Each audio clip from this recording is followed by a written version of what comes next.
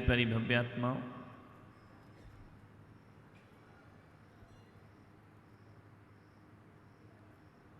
एक जिम्मेदारी का विषय लेकर आया हूं।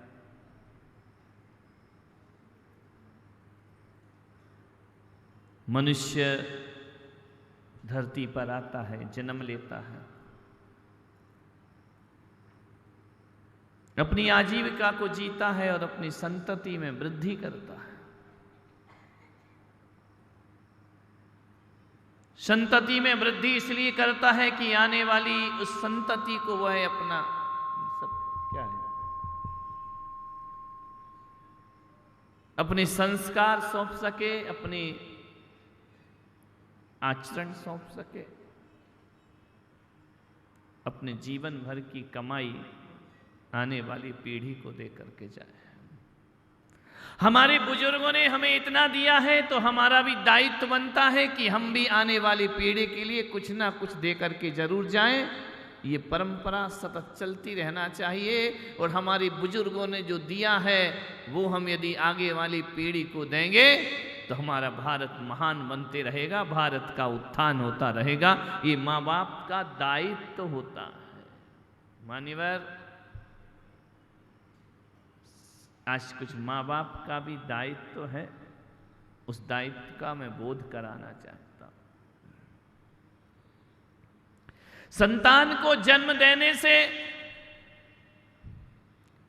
आप जननी और जनक बन सकते हैं, लेकिन एक बात याद रखना, जो संतान को जन्म देता है वो जननी और जनक कहलाता है, और जो संतान को अच्छा जीवन देता है वो माता पिता का दर्जा प्राप्त किया करता है। जननी जनक मत बनो, माता पिता बनने का प्रयास करो। ध्यान रखना, जननी और जनक तो पशु में भी मिल जाते हैं, उनको भी जन्म देने वाली जननी मिल जाती है, एक जनक मिल जाया करता है। लेकिन मनुष्य को ध्यान रखना, हम मनुष्य हैं, पशु नहीं है। ध्यान रखना, पशु का काम क्या है? पैदा हो जाना, खा लेना, पी लेना, नींद आए तो सो गए, भूख लगी तो खा लिया, भोग का मन हुआ तो भोग लिया और दुनिया से विदा हो जाया। मनुष्य ऐसा नहीं है। ध्यान रखिए, मनुष्य अधूरा है। कोई भी मनुष्य जब पैदा होता है तो पूरा पैदा नहीं होता। एक बात विशेष ध्यान रखना, जानवर जब भी पैदा होता है वह पूरा पैदा होता है। देवता जब भी पैदा होते हैं वो पूरे पैदा होते हैं। नारकी जब भी पैदा होते हैं पूरे पैदा होते हैं। पशु जब भी पैदा होगा पूरा पैदा होगा। लेकिन मनुष्य के साथ ऐसा नहीं हुआ करता है। मनुष्य जब भी पैदा होता है तो अधूरा पैदा हुआ करता है। मनुष्य का जन्म आधा हुआ है। आप कहेंगे महाराज हम तो पूरे हुए हैं। अरे मैं देह की बात नहीं कर रहा हूं। ध्यान रखना, मनुष्य जब भी पैदा होता है वह अधूरा होता है, क्योंकि एक पशु अपने जीवन में पशु से ज्यादा कुछ नहीं बन सकता है। आप विचार करना, घोड़ा घोड़े से ज्यादा कुछ नहीं, हाथी तो बन नहीं जाएगा इस जन्म में। एक गधा गधा ही रहेगा, एक बैल बैल ही रहेगा, एक ऊंट ऊंट ही रहेगा। देवता जन्म से मृत्यु तक देवता ही बने रहते हैं और नारकी जन्म से मृत्यु तक नारकी होते हैं। लेकिन मनुष्य के साथ ऋषभ देव वालों ऐसा नहीं है। मनुष्य जब पैदा होता है इस धरती पर तो ध्यान रखना, पैदा तो मनुष्य के रूप में होता है, लेकिन उसके अंदर इतनी संभावनाएं हुआ करती हैं कि मनुष्य यदि सत्कर्म कर लेता है तो मानव से महामानव और इंसान से भगवान भी बन जाया करता है। ध्यान रखिए, तुम्हारे अंदर संभावनाएं हैं भगवान बनने की। भगवान बनने की संभावनाएं हैं तुम्हारे अंदर। पशु भगवान नहीं बन सकता है, नारकी भगवान नहीं बन सकते, देवता भगवान नहीं बन सकते हैं। मनुष्य भगवत्ता को प्राप्त हो सकता है। संभावनाएं हैं। मनुष्य यदि ऊपर उठे तो इतना ऊपर उठ जाता है, इतना ऊपर उठ जाता है कि चांद तारे भी नीचे पड़ जाया करते हैं। और मनुष्य यदि गिरता है तो इतना गिरता है, इतना पतन होता है, इतना पतन होता है कि तुम्हारी मनुष्यता पर जानवर भी शर्माने लगता है। संभावनाओं के पुंज हो तुम महान हो सकते हो, तुम शैतान हो सकते हो, तुम्हारे अंदर बहुत कुछ बनने की संभावनाएं हैं। तुम महामानव भी बन सकते हो और महादानव भी बन सकते हो, ध्यान रखिए। ये पशुओं के साथ ये व्यवस्था नहीं है। इसलिए मैं कहता हूं कि बच्चों को जन्म देने से जननी जनक बन जाओगे, लेकिन बच्चों को ऐसा जीवन दो, ऐसा जीवन दो कि सारी दुनिया तुम्हें माता पिता के नाम से पुकारे। ध्यान रखिए, माता पिता बनना अच्छा है या जननी जनक बनना अच्छा है? बोलिए, माता पिता बनिए। हर कोई ये कहता है कि भगवान ऋषभदेव की माता मरु देवी, भगवान ऋषभदेव के पिता नाभि राय, भगवान महावीर की माता त्रिशला देवी और पिता सिद्धार्थ हुआ करते हैं, राम की माता कौशल्या और पिता राजा दशरथ। इन्हें जननी जनक कह के नहीं बुलाते हैं, इन्हें माता पिता का दर्जा दिया जाता है। माता पिता बनना एक तपस्या होती है। मैं आपसे कहना चाहता हूं कि अपने बच्चों को ऐसे संस्कार दो, ऐसे संस्कार दो, अपने बच्चों को इतना महान बनाओ कि तुम्हारे बच्चे तुम्हारे कुल का नाम रोशन करें। हम मनुष्य के रूप में पैदा तो हो गए, मनुष्यता अर्जित करना अभी बाकी है। हम शकल से तो मनुष्य हैं, अकल से पशु के जैसा जीवन जीते हैं। नहीं, ऋषभदेव वालों की बात नहीं कर रहा हूं, औरंगाबाद वालों की कर रहा हूं। तुम्हारी बात तो अगले चतुर्मास में होगी। अरे इसी बहाने में तुम्हें याद तो कर लूंगा मेरे भाई, ध्यान रखिए। बड़ा आनंद है तुम्हारे शहर में, लोग भले कम हो लेकिन लोगों में दम है, ध्यान रखना। ज्यादा खुश मत हो, वो दम इसलिए क्योंकि हम हैं। हम नहीं तो दम का है का? हम नहीं होते तुम यहां बैठ के कथा सुन रहे होते क्या? ध्यान रखना। मान्यता, मनुष्यता अर्जित करो। मनुष्यता मिलती है संस्कारों से। हम क्या संस्कार दे रहे हैं अपने बच्चों के लिए? केवल लाड़ प्यार ही मत दो, संस्कार भी बच्चों को देना चाहिए। और मैं आपसे कहता हूं, आपके पास बहुत पैसा है, रुपया है, बहुत कमा लिया है, मार्बल बेच बेच के, ध्यान रखना। चॉइस समेश पड़ोसी भी मार्बल वाली, यहाँ तो जो देखो वो पत्थर है भाई, याद रखो। लेकिन संग मरमर बेचते हो, संग दिल तो नहीं हो, ध्यान रखना। पत्थर दिल तो नहीं है। एक बात याद रखना, अपने बच्चों को, आपके पास रुपया हो, पैसा हो, गाड़ी दिलाओ या ना दिलाओ, बहुत बड़ा मकान बना सको ना बना सको, बहुत बड़ी दुकान बना के दे पाओ या ना दे पाओ, महंगी मोटरसाइकिल दे पाओ या ना दे पाओ, महंगी कार दो या ना दो, लेकिन मैं पुलक सागर कहता हूं, यदि माता पिता बनना है तो बच्चों को कार दो या ना दो, बच्चों को संस्कार जरूर देना चाहिए। ध्यान रखना, संस्कार से जीवन महान बना। संस्कार तो जरूर देना चाहिए। संस्कार की कार दिलाओ, जीवन को आनंद बनाओ। ध्यान रखिए, बच्चा आपके घर का आईना है। बच्चों को देखकर तुम्हारे घर का परिचय होता है। बच्चों में आपका चरित्र झलकता है। केवल पढ़ना लिखना ही बच्चों को मत सिखाओ। आजकल इस तरह से पढ़ाई हावी हो रही है, इस तरह से पढ़ने लिखने की होड़ लग गई है। मेरा बच्चा इतना पढ़े, मेरा बच्चा विदेश में पढ़े, मेरा बच्चा बाहर पढ़े। पढ़ाओ, मुझे कोई प्रॉब्लम नहीं है। केवल पढ़ना लिखना ही मत सिखाना अपने बच्चे को। अपने बच्चे को चलना, बोलना, हंसना और गाना भी सिखाना। मेरे भाई ध्यान रखिए, केवल डिग्रियों से जिंदगी नहीं चला करती है। इंसानियत आ जाए तो बिना डिग्री के भी आदमी महान हो जाया करता है। आप बताओ, मीरा के पास कौन सी डिग्री थी? कबीर के पास कौन सी डिग्री थी? महावीर के पास कौन सी डिग्री थी? श्री राम के पास कौन सी डिग्री थी? ऋषभदेव के पास कौन सी डिग्री थी? ये वो लोग थे, मीरा, सूरदास, कबीर। इनको तो, ये तो स्कूल ही नहीं गए। इनको तो साइन करना भी नहीं आते हैं। ये कोई पढ़े लिखे लोग नहीं थे, लेकिन वाह रे इन लोगों का जीवन ऐसा था कि इनके पास कोई डिग्रियां नहीं थी, कोई इनके पास प्रमाण पत्र नहीं थे, लेकिन इनकी जिंदगी ऐसी थी, इन अनपढ़ों की जिंदगी ऐसी थी कि आज पढ़े लिखे लोग इन पर पीएचडी कर रहे हैं, पर डिग्रियां बटोर रहे हैं, पढ़े लिखे लोग इन्हें पढ़ रहे हैं। मान्यवर, ये किताबी लोग नहीं, ये जिंदगी को जीने वाले लोग इस धरती पर हुए हैं। मैं आपसे इतना ही निवेदन करता हूं, आपसे इतना ही कहना चाहता हूं, अपने बच्चे को बोलना सिखाओ। घर में आए तो किसी की इज्जत कर सके, ध्यान रखिए। अपने बच्चे को अच्छे संस्कार देने का प्रयास करो। बोलना सिखाओ, खाना सिखाओ, चलना सिखाओ, बैठना सिखाओ। बड़ों से कैसे बोलना चाहिए और छोटों से कैसे बोलना चाहिए। अभी छोटों का तो अब लफड़ा ही नहीं बचा है, करें क्या हम? एक ही औलाद है, ध्यान रखिए। अब एक या दो बच्चे नहीं, जैनियों कुछ करना है तो 3 बच्चों का नारा बुलंद करिए जैन समाज में, ध्यान रखिए। एक या दो बच्चों से तुम्हारा धर्म चलने वाला नहीं है, जीवित रहने वाला नहीं है, संस्कारित होने वाला नहीं है।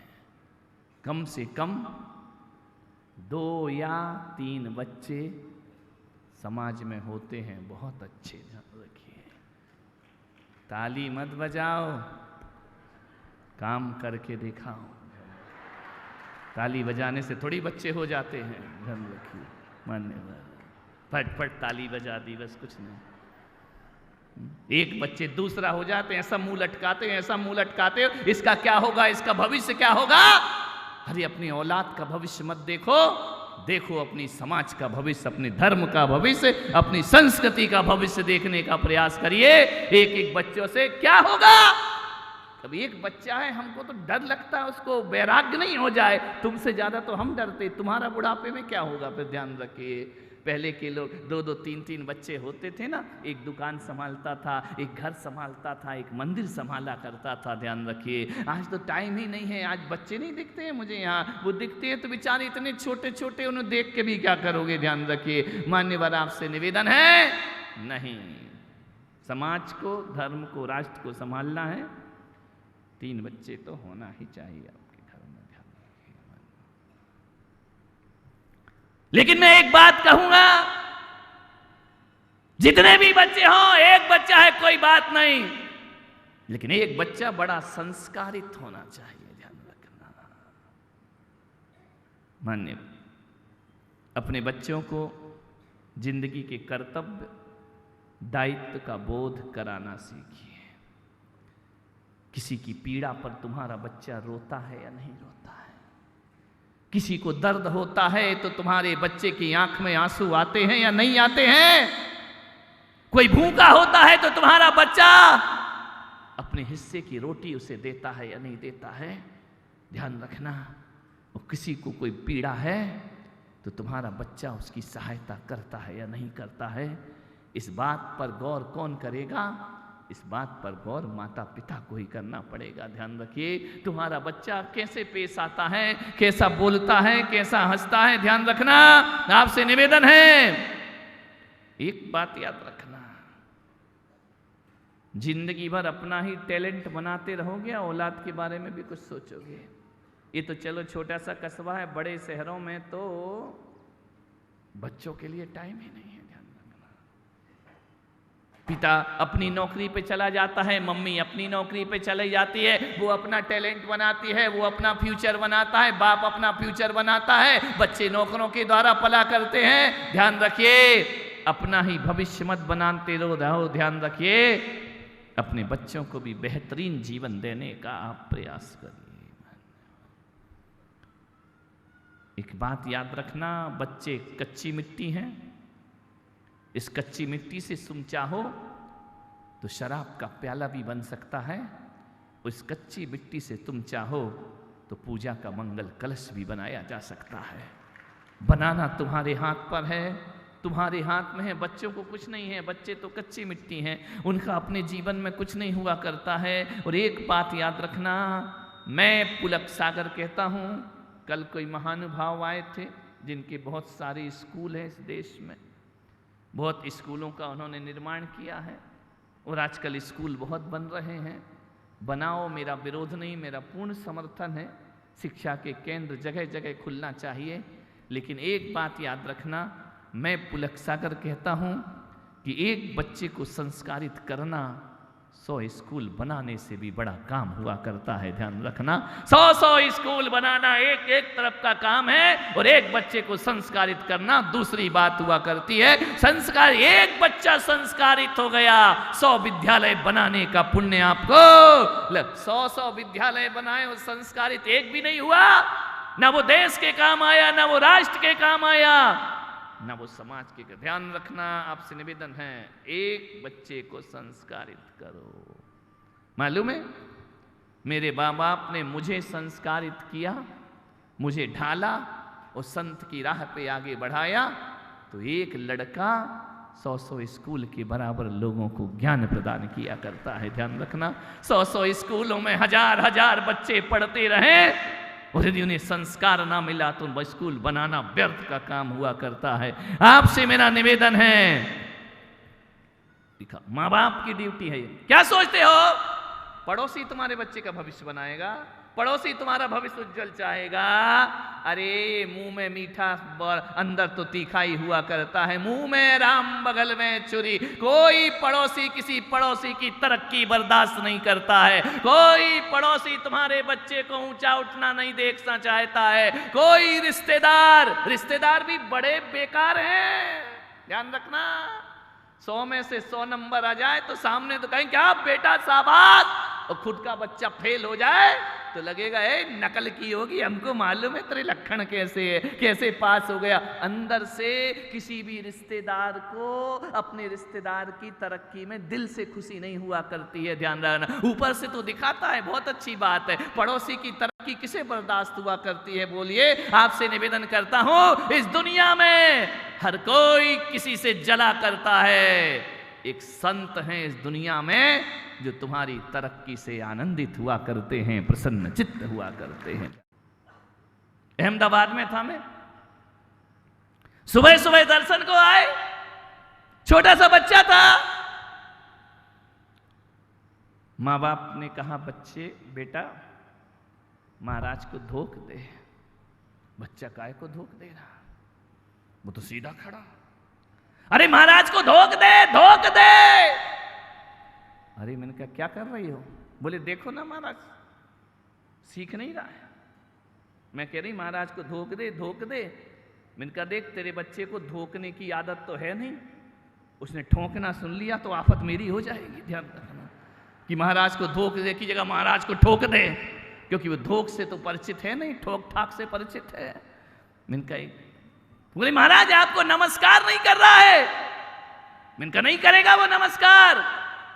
बच्चा भी कह रहा नहीं करूंगा। अरे मैंने कहा इतना सा बच्चा ताव तुर रहा तो देखो इसका। आजकल छोटा सा बच्चा भी बड़ी टेंशन में रहता है।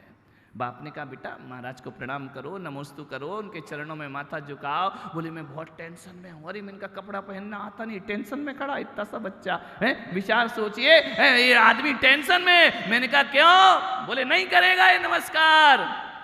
माँ बाप ने कहा महाराज आपने ही तो कहा बच्चों को सिखाओ, तो मैंने कहा ऐसे दादागिरी से सिखाओगे? आजकल गए वो जमाने, ध्यान रखना।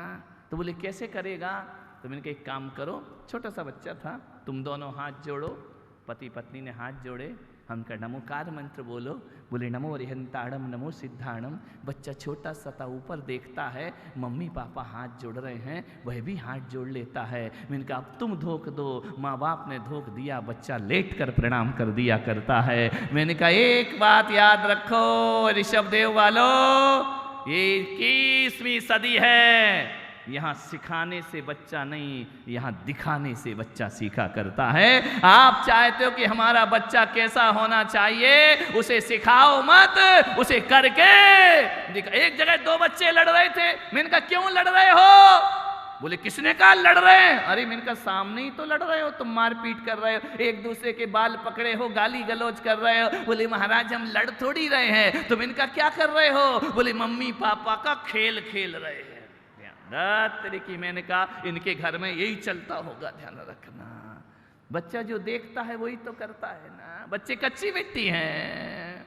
आप जो करोगे बच्चा वैसा ही करने लगेगा। कैमरे की तरह होते हैं बच्चे। जो कैमरा है ना, ये मुझे देख रहा है, टकटकी लगा करके देख रहा है, ये कुछ नहीं कर रहा, केवल देख रहा है। और देख देख कर सारी रील बनाते जा रहा है। और जो मैं कर रहा हूं, अरे जो मैं दिखाऊंगा वही कैमरा दिखाएगा। ध्यान रखना, कैमरे को सिखाने की नहीं दिखाने की जरूरत है। कभी ख्याल किया है कि बच्चा जब छोटा सा पैदा होता है, 6 महीने 7 महीने, वो कुछ बोलता नहीं है, वो कुछ करता नहीं है, किसी चीज को देखे तो टकटकी लगा के देखते रहता है, देखते रहता है, हंसते रहता है, मुस्कुराते रहता है, उसकी पलकें नहीं झपका करती हैं।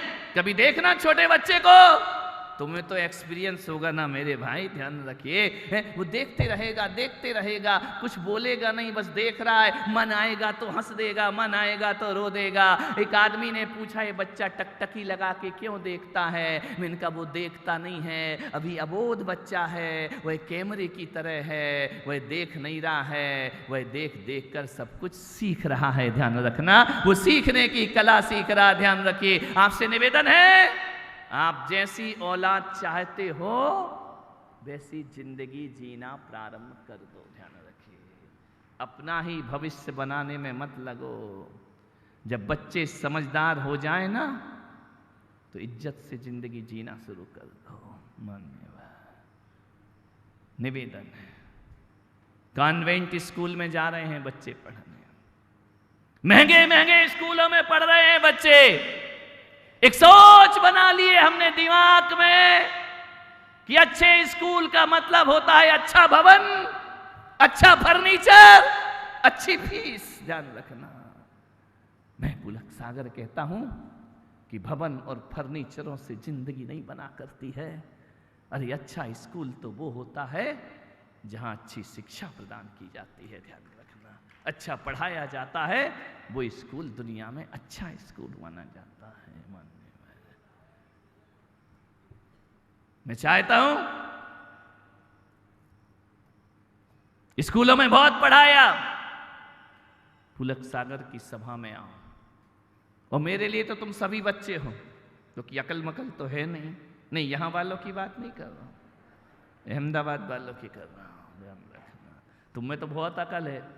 यहां तो घर घर में मास्टर है, हर जगह टीचर खड़े हुए हैं। ध्यान रखना, मान्यवर आपसे निवेदन है, अपने बच्चे को आ से अनार ही नहीं, आ से अदब भी सिखाया करो। ध्यान रखिए, अपने बच्चे को बा से बकरी नहीं, बा से बहादुरी भी सिखाया करो। और अपने बच्चे को सा से सड़क नहीं, सड़क पे चलने का सलीका भी सिखाया करो। और अपने बच्चे को दा से दवात नहीं, दा से दोस्ती करना भी सिखाया करो जिंदगी में। तो जाकर वह वर्णमाला जीवन के लिए एक बहुत बड़ी किताब विश्वविद्यालय बन करके खड़ी हो जाएगी। आपसे मेरा निवेदन है, स्कूली शिक्षकों के भरोसे मत रहना, बिल्कुल नहीं रहना। जो शिक्षक यहाँ हैं वो मुझे माफ करना, तुम्हारे भरोसे तो ये सुधरने वाले हैं नहीं। ध्यान रखना, स्कूली शिक्षकों वो तो वेतन भोगी हैं, उनको तो तनख्वाह से मतलब है। पढ़े तो ठीक और नहीं पढ़े तो ठीक, नहीं पढ़े तो थोड़ी नकल करा देंगे, पास करा देंगे, स्कूल का नाम। ये इनको तुम्हारे बच्चों के भविष्य से कुछ मतलब नहीं है, इनको केवल पढ़ाना है, अच्छे नंबर दिलाना है। स्कूल के शिक्षक कॉपियों में अच्छे नंबर दिला सकते हैं, लेकिन मैं पुलक सागर कहता हूँ माता पिता वो शिक्षक बनना चाहिए जो कॉपी में अच्छे नंबर दिलाएं या ना दिलाएं, जिंदगी में अच्छे नंबर दिला करके बच्चे का जीवन भविष्य बनाए। वो तुम्हें ही करना पड़ेगा, वो कोई और करने वाला नहीं। जब कोई बच्चा मेरे पास आता है, मैं पूछता हूं बेटा नमोकार मंत्र आता है? आता है, 6 ढाला आती है, बाल बोध आता है, 12 भावना आती है, भक्तांबर आता है। यदि बच्चा सुना देता है तो मुझे लगता है इसके माता पिता संस्कारित माता पिता हैं। और बच्चा नहीं सुना पाता है, और आजकल तो दुविधा ये है कि बच्चे सुना दें, बाप को कुछ नहीं आता है। ध्यान रखना, मामला बड़ा उल्टा है। बच्चा भक्तांबर सुना रहा, बाप को बोलो मेरी भावना सुना, तो वो कहता क्या मेरी भावना होती, वो जानते ही नहीं है। ध्यान रखना, लोग कहते हैं बच्चों की पाठशाला लगाओ, और मैं पुलक सागर कहता हूं अब बड़ों की पाठशाला लगना चाहिए, बड़े बुजुर्गों को पढ़ना चाहिए। जब तुम्हें ही धर्म नहीं आएगा तो बच्चों को क्या खाक धर्म देना शुरू करोगे? बड़ों की पाठशाला लगना चाहिए। ये बड़े लोग क्या करते हैं? ओटले में बैठकर गप्पे लगाते हैं और कुछ नहीं किया करते। ध्यान रखना, मंदिरों में आकर अर्घ चढ़ाया, हो गया हमारा धर्म ध्यान, नहीं। ऋषभ देव में ऐसा हो जाए। अभी मैं एक नगर में था, वो क्या हिम्मत नगर था, हिम्मत नगर में एक छोटा सा मंदिर था, वैष्णव परंपरा का मंदिर था, महादेव का मंदिर था। मैं 6 बजे वहां से शाम को निकला, पूरे गांव के बुजुर्ग, मंदिर पूरा भरा हुआ चबूतरा, और प्रतिदिन संध्या वंदन और भजन कीर्तन किया करते थे। ध्यान रखिए, मैंने कहा जिस गांव में पूरा गांव का बुजुर्ग भजन कीर्तन करता हो, उस गांव में धर्म की अवधारणा स्थापित हो जाया करती है। आपके यहाँ करते हैं क्या ये बूढ़े धर्म? बोलो बोलो, शर्मा मत। कीर्तन करते हैं, भगवान की भक्ति करते हैं, मंदिर सूने पड़े हुए हैं। ध्यान रखना। और आते हैं बूढ़े, महाराज बच्चे को सुधार दो। अरे तुम कब सुधरोगे रे मेरे भाई, एक बात बताओ। बच्चे को धर्मात्मा बना दो, बच्चों की पाठशाला लगा दो, बच्चों को धर्म सिखा दो। बच्चा सीखे महाराज से, बच्चा करे देव दर्शन, और तुम करो दूरदर्शन। ध्यान रखिए, नहीं मेरे भाई, सबको धर्म का ज्ञान होना चाहिए। मान में धर्म की तालीम सबके लिए होना चाहिए। निवेदन है, अमेरिका के एक राष्ट्रपति हुए अब्राहम लिंकन। उन्होंने अपने बच्चे का दाखिला एक स्कूल में कराया। बच्चे का पहला दिन था स्कूल का। अमेरिका के राष्ट्रपति ने बच्चे के हाथ में एक पत्र भेजा, और वह पत्र कहा, बेटे तुम अपनी क्लास टीचर के हाथ में ये पत्र देना। बच्चा गया, क्लास टीचर के हाथ में पत्र दिया।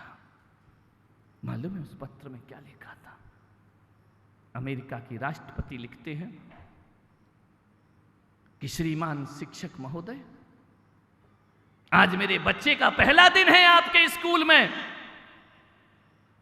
लेकिन मैं आपसे निवेदन करना चाहता हूं कि मेरे बच्चे को यह सोच के मत पढ़ाना कि ये किसी राष्ट्रपति की औलाद है। ध्यान रखना, मेरे बच्चे को जो भी तालीम, जो भी शिक्षा दो, राष्ट्रपति का बेटा समझ के नहीं, एक आम नागरिक समझ के मेरे बच्चे को शिक्षा प्रदान करना। अमेरिका का राष्ट्रपति लिखता है, मेरे बच्चे को केवल किताबों का ज्ञान मत देना। मैं शिक्षक महोदय से निवेदन करता हूं कि मेरे बच्चे को जिंदगी और अनुभव का ज्ञान भी प्रदान करना। उसने कहा, मेरे बच्चे को ये समझाओ कि जिंदगी कोई रेल की पटरी नहीं है कि जिस पर रेल जिंदगी की सरपट दौड़ते जाए। मेरे बच्चे को समझाना कि जिंदगी एक सांप सीढ़ी का खेल हुआ करता है, इसमें ऊंचा उठाने वाले भी दोस्त मिला करते हैं और सांप की तरह डसने वाले भी लोग दुनिया में मिला करते हैं। मेरे बच्चे को सिखाना कि जिंदगी में उतार चढ़ाव आएंगे, परिस्थितियों में उतार चढ़ाव आए, लेकिन तेरे व्यवहार में उतार चढ़ाव नहीं आना चाहिए। और शिक्षक महोदय से अंतिम निवेदन है, मेरे बच्चे को यह सिखाना कि बड़ों के साथ कैसा व्यवहार करना चाहिए और छोटों के साथ कैसा व्यवहार करना चाहिए। ये एहसास दिल से निकाल दो कि मेरा बेटा किसी राष्ट्रपति की औलाद है। ध्यान रखना, जिस देश का राष्ट्रपति इतने ऊंचे विचार रखता हो, उस देश की तरक्की को दुनिया में कोई रोक नहीं सकता है। मेरे भाई ध्यान रखिए, क्या आपने अपने बच्चों का दाखिला कराते समय शिक्षकों से कुछ निवेदन किया? तुमने तो ये किया, हमारे लड़के को हाथ नहीं लगा देना। ध्यान रखना, पढ़े नहीं पढ़े सुविधाएं पूरी देना, फीस दे रहे हैं हम। ध्यान रखना, हमारे घर में मालूम है कभी टीचर हमें मार देते थे तो हम घर आके बताते नहीं थे, क्योंकि मालूम था कि मेरी माँ सुनेगी कि टीचर ने मारा तो टीचर से नहीं, एक चांटा मेरे गाल में फिर मारेगी। ध्यान रखना कि जरूर तूने अपनी जिंदगी में कुछ गलती की होगी, वरना शिक्षक किसी को बेकार में मार। आज मार के देखो, रेखा कभी मार के देखा? आ जाएगी पुलिस तुम्हारे यहां। ध्यान रखना, ऐसा कानून बन गया है। हमारी माँ सिखाती थी, जब कभी टीचर के रूल पड़ जाएं तो हमारी माँ कहती थी रो मत, मार पड़े धम धम और विद्या आए छम छम। ध्यान रखना, जितनी मार पड़ेगी उतनी अच्छी विद्या आएगी। आज तो ये स्थिति है कि बेटे ही टीचर को मार पीट के आ जाएगा। ध्यान रखना, हमारा समय वह था कि कहीं शिक्षक आता हुआ दिख जाए तो हम लोग छिप जाते थे, टीचर मास्टर जी आ रहे हैं। और आज तो ये है कि जहाँ 4 लड़के खड़े हैं तो टीचर को छिप के निकलना पड़ता है, नहीं जाने कौन सा मूड हो, ठुकाई नहीं कर दें, पिटाई नहीं कर दें। एक बार यही हुआ, एक दादाजी बैठे हुए थे, पोता आंगन में खेल रहा था, जैसे ही देखा स्कूल से टीचर आ रहे हैं, दादाजी ने कहा बेटा छिप जा छिप जा छिप जा। बच्चे ने कहा क्यों छिप जाऊं? बोले तेरे क्लास टीचर आ रहे हैं और तू आधी छुट्टी में भाग के आया है, छिप जा। उसने कहा, बच्चे ने, दादाजी एक काम करो। बोले क्या? बोले आप छिप जाओ। अब बच्चा कह रहा आप छिप जाओ। दादाजी ने कहा मैं क्यों छिप जाऊं? बोले इसलिए कि मैं आधी छुट्टी में आई इसलिए हूं कि मेरे दादाजी ऊपर गए। मान्यवाद, तुम मर गए इसलिए तो हम आए हैं, तुम छिप जाओ। ध्यान रखना, माहौल बदल गया, जमाना बदल गया है। सोचना है, बेहतरीन इंसान बनाओ हमारे बच्चे को, राष्ट्रपति कहता है। आप बेहतरीन इंसान नहीं बनाना चाहते हैं, बेहतरीन स्कूल देखा करते, बेहतरीन फर्नीचर देखते, बेहतरीन भवन देखा करते हैं, बेहतरीन शिक्षा देखने का प्रयास करिए। धन्यवाद। आपसे निवेदन है, अगर कोई बच्चा गलती करता है वो दादा दादी उसे रोक नहीं पाते हैं, कमजोरी है तुम्हारे जीवन की। ध्यान रखिए, रोकना चाहिए। बच्चा गलती करे तो एक बाप में इतनी ताकत होना चाहिए कि एक गाल में एक चांटा मारने की ताकत होना चाहिए उसके अंदर। ध्यान रखना, लेकिन आजकल नहीं। बाप सोचता है मार दिया, गुस्सा हो गया, भग गया, एक ही लड़का है, सुसाइड हो गया तो मेरा क्या होगा। ध्यान रखिए, मैं ये नहीं कह रहा हूं कि बच्चों को कूटो पकड़ के जबरदस्ती, नहीं तुम जाके आज सुन लो प्रवचन, दे पिटाई, नहीं ऐसा मत करो। बच्चे हैं, अपने दिल के टुकड़े हैं, गलत करें तो रोकने का सामर्थ्य भी हमारे अंदर होना चाहिए, तब तो हमें माता पिता का दर्जा मिलेगा, नहीं तो नहीं। केवल चॉकलेट खिलाने से बच्चे का जीवन नहीं बन जाएगा। मैं आपसे निवेदन करता हूं, अपने बच्चों को केवल पैसा कमाना मत सिखाओ, अपने बच्चों को समाज में इज्जत कमाना भी सिखाइए। ध्यान रखिए, नोट तो बेश्या भी कमा लेती है, लेकिन इज्जत बेश्या के पास नहीं हुआ करती है। पैसा कमाया तो क्या कमाया, इज्जत कमाओ मेरे भाई। ऐसी इज्जत कमाए तुम्हारा बेटा कि जिसके बारे में सुनकर के तुम्हारा सर गर्व से ऊपर उठ जाना चाहिए। मान्यवर, आज ऐसा नहीं हो रहा है। आज चरित्रवान बच्चे पीढ़ी खत्म हो रही है। आज बाप के सामने बेटा वो हरकतें करता है जो एक बाप के सामने बेटे को नहीं करना चाहिए। ध्यान रखिए, आज हमारे घर बिगड़ रहे हैं, बर्बाद हो रहे हैं। अरे धनवान ही नहीं बनाओ, अपने बेटे को इज्जतवान भी बनाने का प्रयास। इज्जतदार औलाद चाहिए, प्रतिष्ठित औलाद चाहिए। ध्यान रखना, आज कुछ नहीं हो रहा है। मम्मी को फुर्सत नहीं है, क्या करे, वो दिन भर व्हाट्सएप पे लगी रहती है, दादी फेसबुक में लगी हुई है, दादाजी टीवी देख रहे हैं बैठकर। अब बच्चे का भविष्य कौन बनाए, खाक बनेगा। पहले वो होता था, स्कूल से हम लोग जब घर आते थे तो दादाजी अलग, दादी जी अलग, मम्मी अलग, भाई अलग, सब बैठा करते थे। आज स्कूल में ये हुआ, आज स्कूल में वो हुआ। आज तो घर में आ जाओ तो हालात ये हैं, सब अपने अपने मोबाइल में लगे हैं, कोई किसी से बात करने को तैयार नहीं है। पहले कहा जाता था बच्चों शोर मत करो, अब इतने फेसबुक में लगे हुए हैं, कहा जाता बच्चों बंद करो, थोड़ा शोर करो। शोर को तरस गया हिंदुस्तान, बच्चों के आवाज को तरस गया हमारा हिंदुस्तान। ध्यान रखिए, सब अपने अपने मोबाइल में लगे हैं। दुर्भाग्य तो इस बात का है कि फेसबुक में हजारों लाखों फ्रेंड हैं हमारे और पड़ोसी के लड़के को हम पहचानते भी नहीं हैं। मेरे भक्त हैं मुंबई में, सूरज बड़जात्या, राजश्री पिक्चर्स। जब मैं उनके घर गया,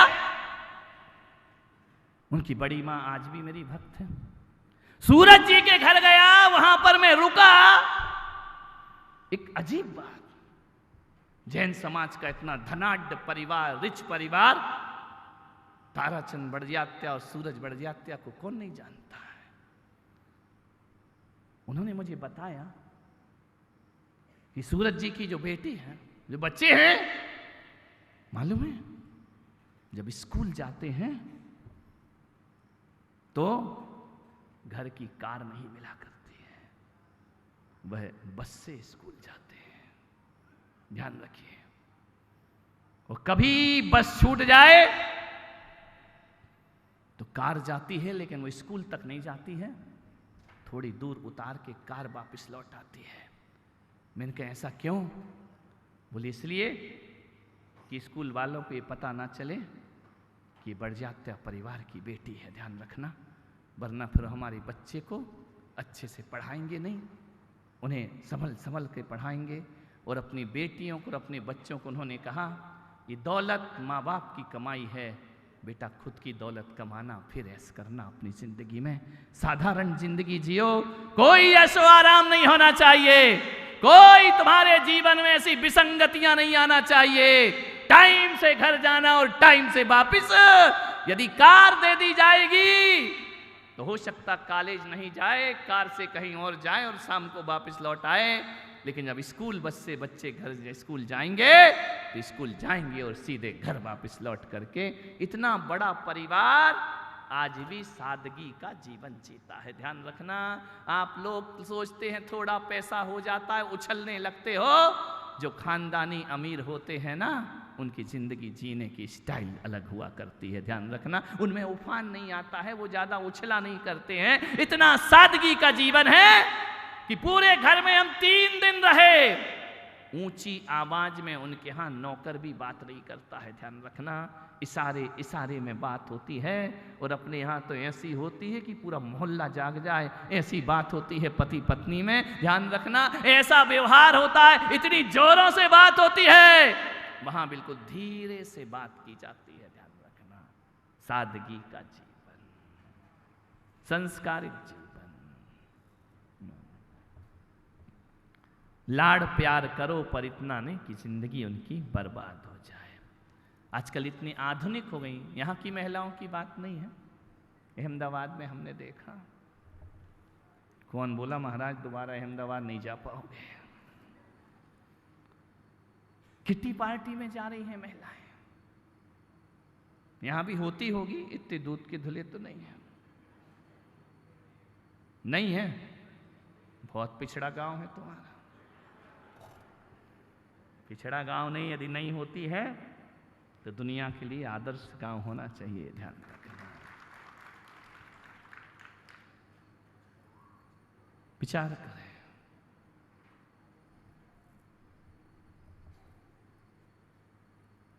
एक बाप अपने बेटे से मसाला मंगवाता है, पान मसाला लेकर आओ दुकान से, सिगरेट बुलवाता है अपने बेटे से। मैं कहता हूं जो बाप अपने बच्चों के सामने सिगरेट पीते हैं, जो बाप अपने बच्चों के सामने पान मसाला खाते हैं, उन बाप को माता पिता होने का दर्जा नहीं दिया जा सकता है, ध्यान रखिए। आज बच्चा आपके लिए लेने जा रहा है, कल बच्चा अपने लिए लेने जाएगा, ध्यान रखिए। संस्कार तुमने दिए हैं, ये शिक्षाएं तुमने दी हैं। एक बात याद रखना, यदि अपने जीवन को अच्छा नहीं बना सकते हो, माता पिता बनने की औकात ना हो, तो बच्चों को जन्म नहीं देना चाहिए। और बच्चों को जन्म देना है तो एक आदर्श माता पिता बन करके तुम्हें दिखाना पड़ेगा। मैं नहीं कहता कि बच्चों की गलती है, गलती कहीं और से हो रही है, ध्यान रखना। एक बाप घर में है, एक मित्र उससे मिलने आ रहा है, जैसे ही मिलने आया बाप ने देखा बेटा वो इंटरनेशनल ठस आदमी आ रहा है, मेरा दोस्त, 1 घंटा माथा खाएगा। तो बोले क्या करूं पापा? बोले पूछे पापा कहाँ हैं तो कह देना बाजार गए हैं, ध्यान रखना। अभी झूठ बोलने के संस्कार। बच्चा तो बच्चा है, पापा छिप गए, दोस्त आया, उसने कहा और गोलू पापा कहाँ है? बोले स्कूल गए हैं, बाजार गए हैं। बोले कब लौटेंगे? बोले 5 मिनट ठहरो, मैं पूछ के पापा से बताता हूं। अब बच्चे तो बच्चे, भाई वो क्या समझे कि क्या होता है, ध्यान रखना। मान्यवर, ये आत्मघाती संस्कार हैं। फिर आप कहते हैं हमारा बच्चा झूठ बोलने लगा। ये छोटी छोटी बातों पर हम ध्यान नहीं दिया करते हैं। बातें छोटी हैं लेकिन बहुत बड़ी हो जाया करती हैं, ध्यान रखना। ये झूठ बोलने के संस्कार तुमने ही दिए हैं, और ध्यान रखना यदि इस तरह के संस्कार देते रहोगे और ये कॉन्वेंट के दड़बे में बच्चों को पढ़ाते रहोगे जहां संस्कार नाम की चीज नहीं हुआ करती है। एक बात याद रखना, मैंने एक ऐसा बेटा देखा है जिसको माँ बाप ने बड़े नाजों से पढ़ाया, कॉन्वेंट की शिक्षाएं दी, आधुनिक शिक्षाएं दी। जब बच्चा पढ़ लिख कर वापिस आता है, उस बच्चे से सब्जी की डोलची नहीं उठा करती है, ध्यान रखना है। एक नल नहीं आए, एक बाल्टी पानी लाना है ना, तो हाथ में छाले आ जाते हैं उसके, ध्यान रखना। मैंने कहा यार ये लड़का पैदा किया या लड़कियां पैदा की? और हमारे देश में तो लड़कियां भी ऐसी नहीं हुआ करती हैं। हमारे देश में तो वो लड़कियां हुआ करती हैं जो ममता को छाती से लगाकर जिया करती हैं, और वक्त पड़ जाए तो झांसी की रानी ममता को पीठ पर बांधकर तलवार भी उठाने की ताकत रखा करती है। वो बेटियां होना चाहिए जो हाथ में शस्त्र भी उठा सके। एक बाल्टी पानी नहीं उठता है, बच्चे को बोलो सब्जी लेकर आओ तो बच्चे सब्जी नहीं लाता है, आटे का कनस्तर नहीं उठता है। ये इन औलादों से क्या होगा? ये तुम्हारे घर की रक्षा करेंगे, ये देश समाज की रक्षा करेंगे। मैं तो कहता हूं कि स्कूल की शिक्षा वो होना चाहिए कि कोई ऐसा बच्चा ना हो। आज किसी बच्चे से हाथ मिलाओ तो इतना मुलायम हाथ लगता है, इतना मुलायम। मैं तो मिलाता ही नहीं, लफड़े में पड़ते ही नहीं हूँ, ध्यान रखना। लगता ही नहीं किसी मर्द का हाथ पकड़ रहे हैं, ध्यान रखना। अरे शिक्षा तो वो शिक्षा होना चाहिए, ऐसी शिक्षा नहीं होना चाहिए कि एक अटैची उठाना है तो उसे रिक्शा देखना पड़े, उसे गाड़ी देखना पड़े, मंदिर जाना है तो मोटरसाइकिल देखना पड़े। बच्चे से चला नहीं जाता, बच्चा थक जाता है, बच्चे से काम नहीं होता है। अरे ऐसी औलाद नहीं चाहिए मेरे हिंदुस्तान को। मेरी हिंदुस्तान को तो वो शिक्षा चाहिए जो लोहे पुरुष सरदार वल्लभ भाई पटेल बना करके खड़ा कर दे। मुझे भगत सिंह जैसे लोग चाहिए। ऐसे लड़कों का क्या करोगे जिनसे एक बाल्टी पानी नहीं उठता है, ध्यान रखिए। इससे देश का और भारत का भविष्य नहीं बच सकता है। मान्यवर, पढ़ लिख कर वो बेटा आया, मां बाप ने कुछ कह दिया, पापा कार दिलाओ, पापा ये दिलाओ, वो दिलाओ, मोबाइल दिलाओ। मान्यवर विचार करिए, वो बाप की हैसियत नहीं देखता है, अपनी इच्छाएं देखा करता है। ऐसी भी औलाद इस देश में पैदा हो गई। हमें कुछ भी करो, मुझे आईफोन चाहिए तो चाहिए, खाना छोड़ देगा, फोन चाहिए। मान्यवर, जब कोई कहते हैं ना कि कोई माँ अब दुहाई देगी ना बेटा, हमने तो 9 महीने अपने पेट में रखा है। मालूम है बच्चा क्या कहता है आज का पढ़ा लिखा? किसने कहा था? हमने कहा था क्या? हम अपने आप आए हैं क्या तुम्हारे पास? पैदा किया है तो जरूरत भी पूरी करो। क्यों किया हमें पैदा? और हमारी जरूरत पूरी कर रहे तो कौन सा बड़ा एहसान कर दिया। हर माँ बाप जरूरत पूरी करते हैं। वो मालूम है इस संस्कार के बच्चे जब बुढ़ापा आएगा ना, मैंने देखा है एक बच्चा कहीं से एल्बम लेकर आया, 21 साल का बच्चा, तो माँ बाप को एल्बम दिखाता है। माँ बाप एल्बम देखते हैं, पन्ना पलटते जाते हैं, होश उड़ गए। माँ बाप ने कहा ये क्या दिखा रहा है? बोले देख लो इसमें सबसे अच्छा वृद्धाश्रम कौन सा है। ध्यान रखिए, आपकी औलाद आपको वृद्धाश्रम देगी यदि आपने अच्छे संस्कार प्रदान नहीं किए तो। ध्यान रखना, वो दिन हमारे जीवन में नहीं आना चाहिए। इस सड़ी गली संस्कृति विदेशों की हमारे देश में परोसी जा रही है।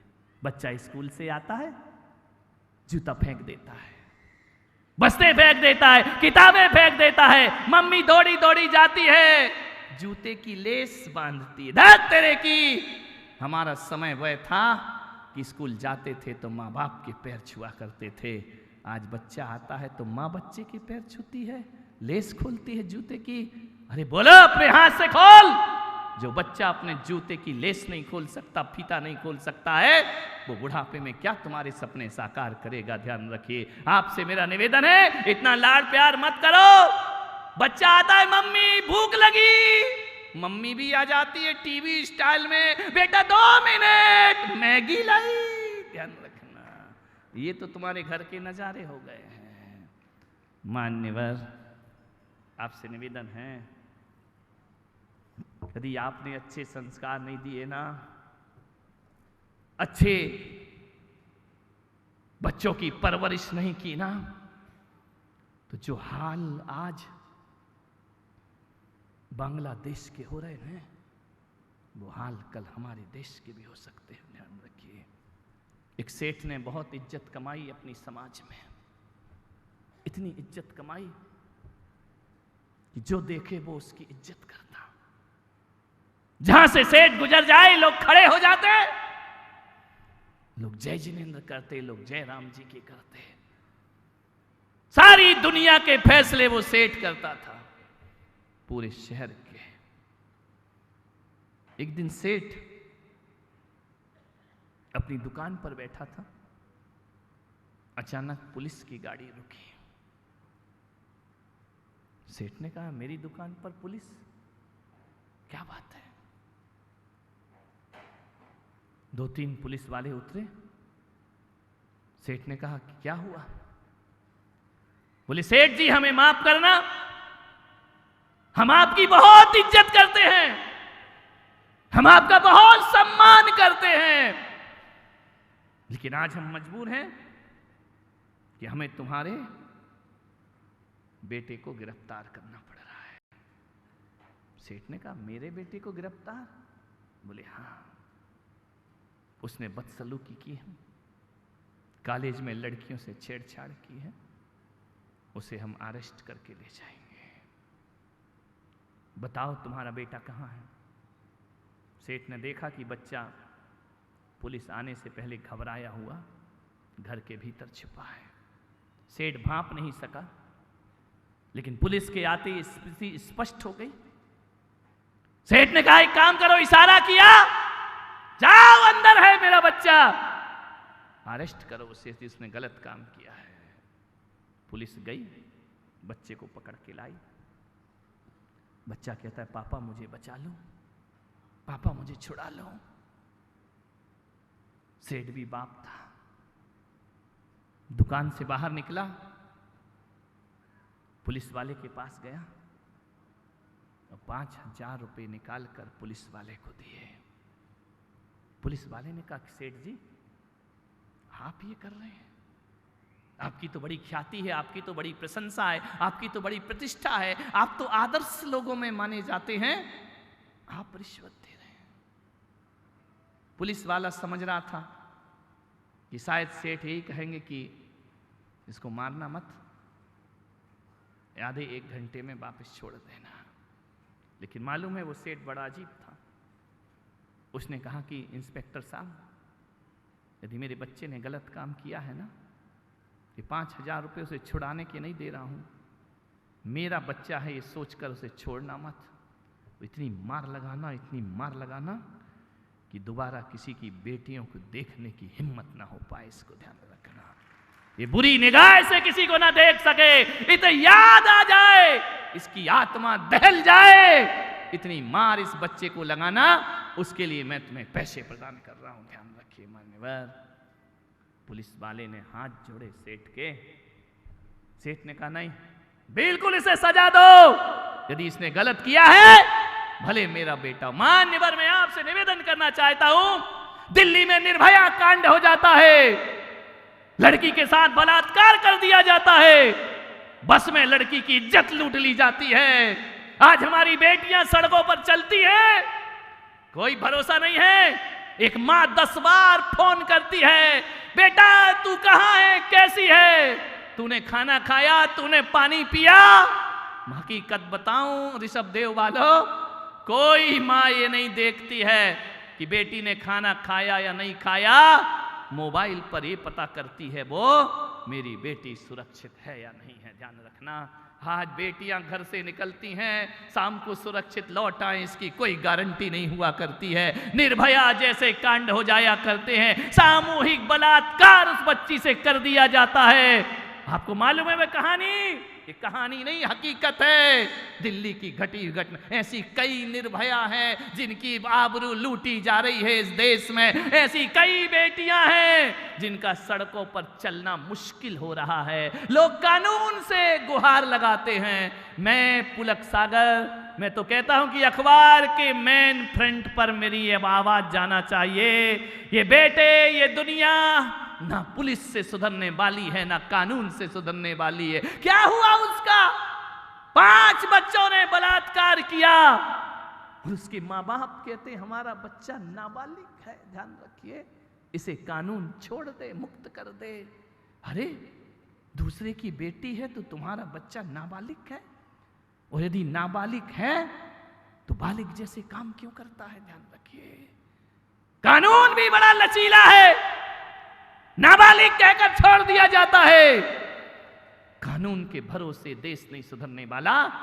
मैं तो पुलक सागर कहता हूं, ऐसा देश बना दो, ऐसा वतन बना दो, ऐसा समाज बना दो अपना, कि तुम्हारा बेटा यदि किसी लड़की के साथ गलत करके आए ना, घसीट के लाना उस बेटे को घर से बाहर, वो चौराहे पर खड़े होकर उसकी इतनी पिटाई करना और पुलिस के हवाले करना कि तूने आज किसी की बेटी की इज्जत पर निगाह डाली है। ध्यान रखिए, और जिस दिन मेरे देश के लोग अपनी औलाद को खुद सजा देने लगेंगे, उस दिन मेरा देश महान बनने में ज्यादा देर नहीं लगेगा। ध्यान रखिए, मैं जागृत करता हूं समाज को, जन जागरण कर रहा हूं। अपनी औलाद को महान बनाना कानून का काम नहीं, पुलक सागर का काम नहीं। मुझसे जितना बनेगा उतना तो मैं करता ही रहूंगा, लेकिन अपनी औलाद को गलत राह से बचाना ये माँ बाप का काम हुआ करता है, आपकी जिम्मेदारी हुआ करती है। आप ध्यान रखो, बेटा किसके साथ घूमता है, बेटा किसके साथ खाता है, बेटा क्या पी रहा है, क्या खा रहा है, कौन से कॉलेज में है, कौन से स्कूल में है, कॉलेज जाता भी है या नहीं जाता है। ऐसा तो नहीं कि उदयपुर अहमदाबाद जाता है और मौज मस्ती करके लौट करके वापिस आ जाता है। ध्यान रखिए, नहीं मेरे भाई, ध्यान रखिए, इतना आदर से इतनी छूट मत दो अपनी औलाद को, वरना बच्चों का भविष्य और तुम्हारा बुढ़ापा बदलने बिगड़ने में ज्यादा समय नहीं लगेगा।